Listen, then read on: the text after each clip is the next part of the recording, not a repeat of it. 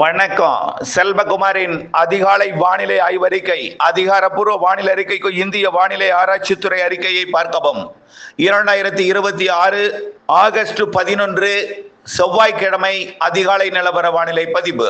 நேற்றைக்கு 10ஆம் தேதி ஆகஸ்ட் 10 சென்டிமீட்டருக்கு மேல பல இடங்கள்ல மழை பொழிந்திருக்கிறது.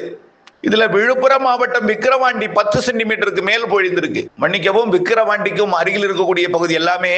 திண்டிவனம் 10 சென்டிமீட்டர். மேலும் பார்த்தீங்கன்னா சிவகங்கை மாவட்டத்திலையும் 10 சென்டிமீட்டர் பெய்திருக்குங்க. சிவகங்கை மாவட்டமும் கிடைக்கப்பட்டதை மட்டும் முதல்ல பார்ப்போம். விழுப்புரம் முழுமையா கிடைக்கலைன்னா கிடைக்கப்பட்ட மழை தகவலை மட்டும் முதல்ல பார்ப்போம். செங்கல்பட்டு மாவட்டத்தில் அதிகபட்சமாக திருப்போரூர் 11 மில்லிமீட்டர் பெய்திருக்கிறது. கேளம்பாக்கம் 10 மில்லிமீட்டர். சரி, அடுத்தது சென்னையில பார்த்தீங்கன்னா பள்ளிக்கரணை 52 மில்லிமீட்டர், 5 சென்டிமீட்டருக்கு மேல பெய்திருக்கு. சோழிங்கநல்லூர் 42 மில்லிமீட்டர், 4 சென்டிமீட்டர் மேலே. ஒக்கியம் துறைப்பாக்கம் 41 மில்லிமீட்டர். மேலும் மடிப்பாக்கம் 39 மில்லிமீட்டர். நாராயணபுரம் ஏரி 36 millimetre. Alandur 35 millimetre. Injambakkam 34 millimetre. Kannagi Nagar 34 millimetre. Madipakkam ஒரு பகுதி 31 மில்லிமீட்டர். வளசரவாக்கம் 30 மில்லிமீட்டர். மேலும் பல இடங்கள்ல 2 சென்டிமீட்டருக்கு மேல நிறைய இடங்கள் பெய்திருக்கு. Vadapalani 27 millimetre. Ambattur 25 millimetre. Saligramam 25 millimetre. Saidapet 24 millimetre. Nerkundram 23 millimetre. இதை பதிவு செய்து கொண்டிருக்கும் பொழுது இப்பொழுது ஒரு தகவல் கிடைத்திருக்கிறது. அரியலூர் மாவட்டம் செந்துறை 93 மில்லிமீட்டர் பெய்திருக்கு, 9 சென்டிமீட்டருக்கு மேல. அரியலூர் மாவட்டம் Sendurai. Jayankondam taluka office 60 millimetre, 6 centimetre மழை பொழிந்திருக்கிறது. அரியலூர் மாவட்டம் அரியலூர்லேயே 33 மில்லிமீட்டர். ஆண்டிமடம் 12 மில்லிமீட்டர். அதுக்கப்புறம் கொஞ்சம் தெற்கெல்லாம் கொஞ்சம் கம்மி. உடையார்பாளையம், அரியலூரோட பிற பகுதி எல்லாம் கொஞ்சம் கம்மி. இருந்தாலும் நல்ல மழை பொழிந்திருக்கிறது. செங்கல்பட்டெல்லாம் ஏற்கனவே நம்ம அறிவிச்சிருக்கிறோம். சென்னையை பொறுத்த வரைக்கும் 2 சென்டிமீட்டருக்கு மேல பல பகுதிகளில் பெய்திருக்கிறது என்பதையும் அறிவித்துக் கொண்டிருந்தோம். இப்போ சென்னை முழுவதும் மழை தான். அடுத்தபடியா பார்த்தீங்கன்னா கடலூர் மாவட்டம் மழைப்பொழிவு இன்னும் கிடைக்கப்பெறல. கடலூர்லையும் கனமழை பொழிந்திருக்கிறது. கடலூர் மாவட்டத்திலையும் 10 சென்டிமீட்டருக்கு மேல பெய்திருக்கக்கூடிய இடங்களும் உண்டு. தர்மபுரி மாவட்டம் அரூர் நம்ம சொன்னோம். பாப்பிரெட்டிப்பட்டி, அரூர், பொம்மிடி பகுதிகளில் மழை இருக்கும்னு சொன்னோம். அரூர்ல 33 மில்லிமீட்டர். பாலக்கோடு 22 மில்லிமீட்டர். மரந்தகல்லி டிபி 16 மில்லிமீட்டர். மேலும் Harur Subramaniya Siva corporation cooperative sugar mill Morappur 10 millimetre மழை பொழிந்திருக்கிறது. தர்மபுரி, பாப்பிரெட்டிப்பட்டி மற்றும் நல்லாம்பள்ளி இதெல்லாம் மழை இருந்தது. அடுத்தபடியாக ஈரோடு மாவட்டத்திலையும் Elanthakuttai Medu 24 millimetre. Kavundapadi 20 millimetre. Bhavani 20 millimetre. Gobichettipalayam 10 millimetre. நம்பியூர்ல நனைக்கும் மழை. அடுத்தபடியா பார்த்தீங்கன்னா கள்ளக்குறிச்சி மாவட்ட மழைப்பொழிவு நல்ல மழை பொழிந்திருக்குன்னு கிடைக்கப்பெறவில்லை. காஞ்சிபுரம் மாவட்ட மழைப்பொழிவு இன்னும் கிடைக்கப்பெறவில்லை. நல்ல மழை அங்கேயும் பொழிந்திருக்கிறது. அடுத்தபடியா பார்த்தீங்கன்னா கிருஷ்ணகிரி மாவட்டத்தில் பார்த்தீங்கன்னா பெண்ணுகொண்டபுரம் 15 மில்லிமீட்டர் பெய்திருக்கிறது. நெடுங்கல் 14 மில்லிமீட்டர் பெய்திருக்கிறது. பரூர் மற்றும் தேன்கனிக்கோட்டை, ஜம்புகொண்டப்பட்டியும் மழைதான். அடுத்தபடியாக ஊத்தங்கரையும் கொஞ்சம் மழை. மதுரை மாவட்ட மழைப்பொழிவு இன்னும் கிடைக்கப்பெறவில்லை. மயிலாடுதுறை மாவட்டத்திலையும் நல்ல மழை பொழிந்து கனமழை பொழிந்திருக்கிறது, அது கிடைக்கப்பெறவில்லை. நாகப்பட்டினம் மாவட்டத்தில் மழை இல்லை, இருந்தாலும் கொஞ்சம் இருந்திருக்கும். நாகூரை ஒட்டி பகுதி பார்ப்போம் என்ன மழை வந்திருக்குன்னு. நாமக்கல் மாவட்டத்தில் நேற்றைக்கு குமாரபாளையம் 18 மில்லிமீட்டர் பெய்திருக்கிறது. மங்களாபுரம் மற்றும் ராசிபுரத்திலையும் திருச்செங்கோட்டிலையும் மழை தான். அடுத்தபடியா பார்த்தீங்கன்னா பெரம்பலூர் மாவட்டம் லப்பைக்குடி காடு 78 மில்லிமீட்டர். புது வேட்டாக்குடி 34 மில்லிமீட்டர். அதாவது குன்னம் தாலுக்கா லப்பைக்குடி காடுல 8 சென்டிமீட்டர் மழை பொழிந்திருக்கு, 78 மில்லிமீட்டருக்கு மேல. எறையூர் அதாவது வேப்பந்தட்டை எறையூர் 18 மில்லிமீட்டர். வேப்பந்தட்டையில P Kalathur 16 millimetre. Agaram Seegur 13 millimetre. இன்னும் பல பகுதிகளில் மழை இருந்தது. புதுக்கோட்டை மாவட்டம் கீரனூர் 10 மில்லிமீட்டர் மழை. மேலும் மலையூர்லையும் மழை தான். அடுத்தபடியா பார்த்தீங்கன்னா ராமநாதபுரம் மாவட்டம் RS Mangalam 10 millimetre. Thiruvadanai 10 millimetre. Thondi 10 millimetre. இதற்கு கீழே தான் பாக்கி இடங்களில் மழை இருந்துச்சு. கடலோரத்துக்கு வந்துருச்சு மழை. கடலுக்குள் இறங்கியது, செயலிழந்தது. ராணிப்பேட்டை மாவட்டத்தில் கலவை PWD 24 மில்லிமீட்டர். அரக்கோணம் 12 மில்லிமீட்டர். மேலும் சோளிங்கர், காவேரிப்பாக்கம், மின்னல் இங்கேயும் மழை இருந்தது, பணப்பாக்கத்திலையும். அடுத்தபடியாக சேலம் மாவட்டம் ஆனைமடு அணை 25 மில்லிமீட்டர். சேலம் 23 மில்லிமீட்டர். கரியகோவில் அணை 20 மில்லிமீட்டர். வாழப்பாடி 11 மில்லிமீட்டர். மேலும் தலைவாசல் 10 மில்லிமீட்டர். மேட்டூர் 7 மில்லிமீட்டர். ஏற்காடும் மழைதான். அடுத்தபடியா பார்த்தீங்கன்னா சிவகங்கை மாவட்டம் திருபுவனம் 86 மில்லிமீட்டர் பெய்திருக்கிறது, 8.5 சென்டிமீட்டருக்கு மேல பெய்திருக்கிறது. மேலும் மானாமதுரை 20 மில்லிமீட்டர் பெய்திருக்கிறது, சிவகங்கை 10 மில்லிமீட்டர் பெய்திருக்கிறது. மேலும் இதுல அதிகபட்சம் பாருங்க, ஒரு குறிப்பிட்ட இடத்துல கொட்டி திருத்திருக்கு பாருங்க, திருபுவனம் 86 மில்லிமீட்டர் பெய்திருக்கிறது. அதே போல தென்காசி மாவட்டம் குண்டார் அணைக்கட்டு 15 மில்லிமீட்டர் பெய்திருக்கிறது. அதே போல தஞ்சாவூர் மாவட்டம் மழைப்பொழிவு அறிக்கை இன்னைக்கு கிடைக்கப்பெறவில்லை, நீலகிரி கிடைக்கப்பெறவில்லை, தேனி கிடைக்கப்பெறவில்லை, திருச்சிராப்பள்ளி மாவட்டம் கிடைக்கப்பெறவில்லை. திருவாரூர்ல பார்த்தீங்கன்னா திருவாரூர் 16 மில்லிமீட்டர் பெய்திருக்கிறது, நன்னிலம் 15 மில்லிமீட்டர் பெய்திருக்கிறது, நீடாமங்கலத்துல ஒரு 10 மில்லிமீட்டரும், குடவாசலில் 5 மில்லிமீட்டரும் மழை பொழிந்திருக்கிறது. அடுத்தபடியாக பார்த்தீங்கன்னா நேற்றைய மழைப்பொழிவுல பல மாவட்டங்கள் இன்னும் கிடைக்கப்பெறாமல் இருந்தாலும் விழுப்புரம் மாவட்டம் திண்டிவனம் 60 மில்லிமீட்டர் பெய்திருக்கிறது. ஆனால் ஒரு பகுதியில 90 மில்லிமீட்டர் பெய்திருக்கிறது திண்டிவனம். மேலும் நீமூர் 58 millimetre, Valavanur 52 millimetre, Kanjanur 50 millimetre, Koliyanur 46 millimetre, Mugaiyur 43 millimetre, மேலும் ஆனந்தபுரம் 39 மில்லிமீட்டர், முண்டியம்பாக்கம் 32 மில்லிமீட்டர், வல்லம் அதாவது செஞ்சி அருகே இருக்கக்கூடிய செஞ்சி தாலுகா வல்லம் 30 மில்லிமீட்டர், மேலும் வேல்மலையனூர் வளத்தை 30 மில்லிமீட்டர், விழுப்புரம் தலைநகர் பகுதி 25 மில்லிமீட்டர், விக்கிரவாண்டி அதாவது Surapattu 25 millimetre, Gingee 16 millimetre, Semmedu 15 millimetre, Vanur 12 millimetre, Thiruvennainallur 10 millimetre, Kadar 10 millimetre. இன்னும் நிறைய மழைப்பொழிவு இருக்கிறது இந்த மாவட்டங்கள்ல. விருதுநகர் மாவட்டத்தில் கூட நேற்றைக்கு அறிவித்திருந்தோம் விருதுநகருக்கு மழை இருக்குன்னு. விருதுநகர்ல 26 மில்லிமீட்டர், 27 மில்லிமீட்டர் பெய்திருக்கு, 3 சென்டிமீட்டர் வரைக்கும் பெய்திருக்கு. மேலும் Kovilankulam 23 millimetre, Aruppukottai 20 millimetre, Tiruchuli 15 millimetre மழை பொழிந்திருக்கிறது. இப்போ இன்னும் கிடைக்கப்பெறாத பகுதிகள் வந்தால்தான் முழுமையா தெரியும். கண்டிப்பா 5 சென்டிமீட்டருக்கு மேல கிட்டத்தட்ட 25-30 இடம் பெய்திருக்கு, கூடுதலாகவே இருக்கும். நான் குறைவா சொல்றேன். இதுல 10 சென்டிமீட்டர் ஏதாவது ஒரு இடங்கள் இருக்கும். 8 சென்டிமீட்டருக்கு மேல சுமார் 10 இடங்கள் பெய்திருக்கும். கண்டிப்பா 5க்கு குறையாமல் 9 சென்டிமீட்டருக்கு மேல இடங்கள் கிடைச்சிருக்கும். சரி, மழைப்பொழிவு இன்றிலிருந்து எப்படி இருக்கும் என்பதை பார்ப்போம். இன்றைய மழைப்பொழிவை பொறுத்த வரைக்கும் இன்றைக்கு ஈரோடு மாவட்டம் வடக்கு பகுதி நேற்றைக்கு போல சேலம் மற்றும் நாமக்கல், கிருஷ்ணகிரி, தருமபுரி மாவட்டத்திற்கும், அப்படியே மதுரை, புதுக்கோட்டை, சிவகங்கை, ராமநாதபுரம், விருதுநகர் மாவட்டத்திற்கும் இன்றைக்கும் மழை உண்டு.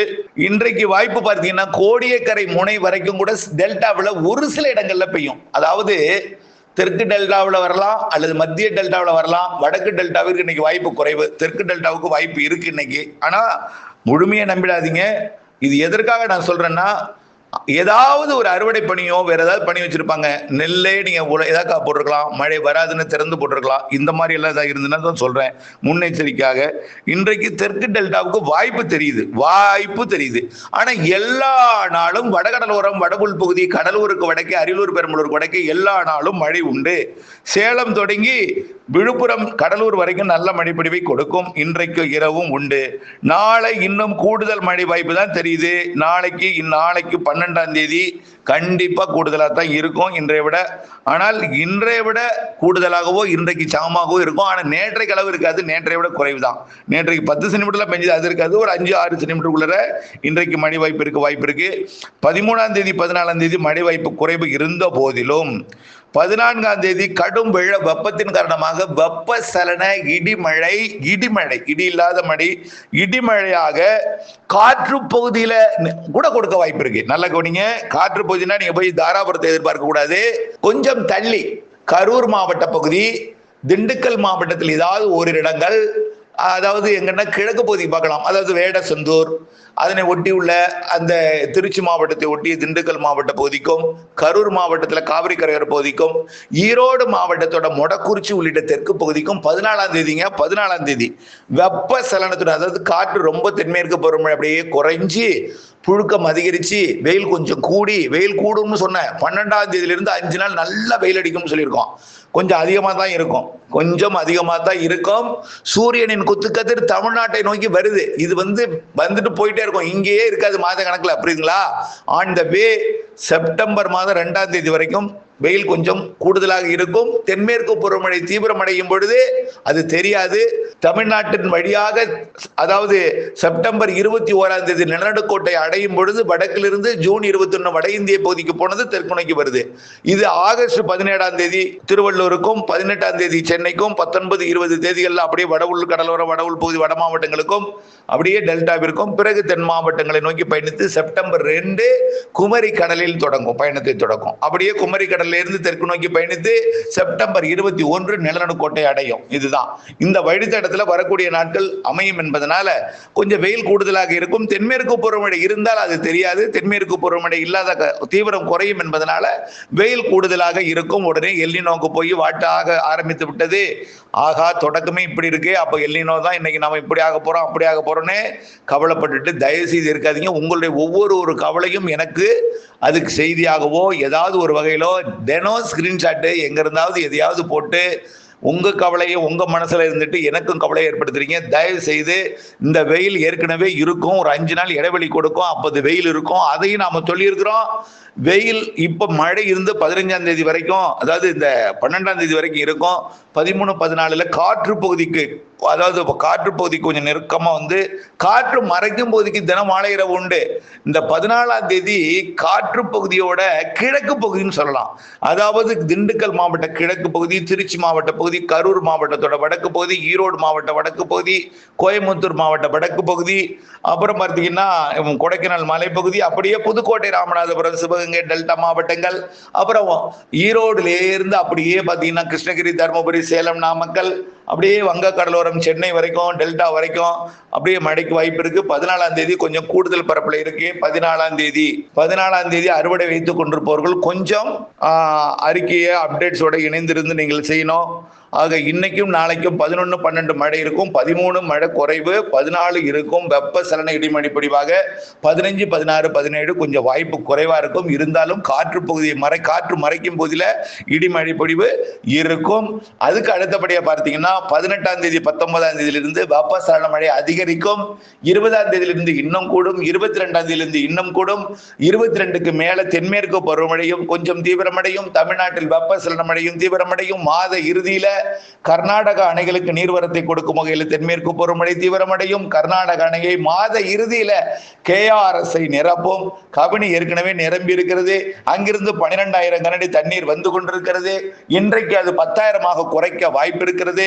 இடையில ஒரு 2-3 நாள் தான் நின்று போயிருந்துச்சு. அதனாலதான் நேற்றைக்கு வேண்டூருக்கு நீர்வரத்து குறைவா இருந்துச்சு. கடந்த 3-4 நாட்களாக 12,000 கனஅடி திறக்கப்பட்டது, வந்து கொண்டிருக்கிறது. இன்றைக்கு 10,000 குறைக்க வாய்ப்பு இருக்கு. நாளைக்கு அது 8,000 பிறகு 5,000 குறைக்க வாய்ப்பு இருக்கு. திடீரென்று ஒரு 4 நாள் நிறுத்துவதற்கு வாய்ப்பு இருக்கு. பிறகு அணை நிரம்பி ஃபுல் கொள்ளளவுல இருக்கும் அது கபினி. பிறகு மழை தொடங்கும் போது திறந்து விடுவார்கள். அது 20ஆம் தேதிக்கு மேல 18ஆம் தேதிக்கு மேல அமையும். KRS அப்படியே 1 TMC தினைக்கும் கிடைக்கப்பெற்று, அரை TMC 3/4 TMC கிடைக்கப்பெற்று, சில நாள் 2 TMC கூட கிடைக்கும். 18ஆம் தேதிக்கு மேல கிடைக்கப்பெற்று மாத இறுதியில் KRS நிரம்பும். கபினி அதுக்கு முன்னாடியே நிரம்பி இருக்கு. ஆக மாத இறுதிக்கு பிறகு KRS கபினி 2ல் இருந்தும் மேட்டூருக்கு தண்ணீர் வரும். இப்போ கிட்டத்தட்ட 42 TMC உயர 40 TMCக்கு மேல போயிடுச்சு. நாளை மறுநாள் வரக்கூடிய ஒரு 3 நாள் 3 TMC உயர்ந்து 43 TMC இருக்கும். வரக்கூடிய 3 நாள் கழித்து 44 TMC 43 வரைக்கும் எட்டி இருக்கும். பிறகு கொஞ்சம் நின்று போயிருந்தாலும் பிறகு 18ஆம் தேதி 19ஆம் தேதிகள் பெய்கிறது. 20, 22ஆம் தேதியிலிருந்து மேட்டூருக்கு மீண்டும் வர கிடைக்க தொடங்கும். தமிழ்நாட்டில் அனைத்து மாவட்டங்களுக்கும் வெப்பசலன இடிமழை பொழிவு தீவிரமாக இருக்கும். ஆக இன்றைக்கும் நாளைக்கும் மழை இருக்கு. 14ஆம் தேதி மட்டும் கொஞ்சம் பரவலா இருக்கு. இடிமழை புழுக்கத்தின் காரணமாக காற்றோட போக்கு ஓட்டம் இல்லாமல் இடிமழை இருக்கும் ஒதுக்கி. 18ஆம் தேதியிலிருந்து மீண்டும் வெப்பசலன மழை தீவிரமடையும். மாத இறுதியில் வலுத்து இருக்கும். செப்டம்பர், அக்டோபர், நவம்பர், டிசம்பர் வலுத்த மழை. இதுல செப்டம்பர் மாதம் ஆந்திர பிரதேசம் வரக்கூடிய நிகழ்வின் காரணமாக கர்நாடகா, கேரளா வலுத்த பலத்த மழை.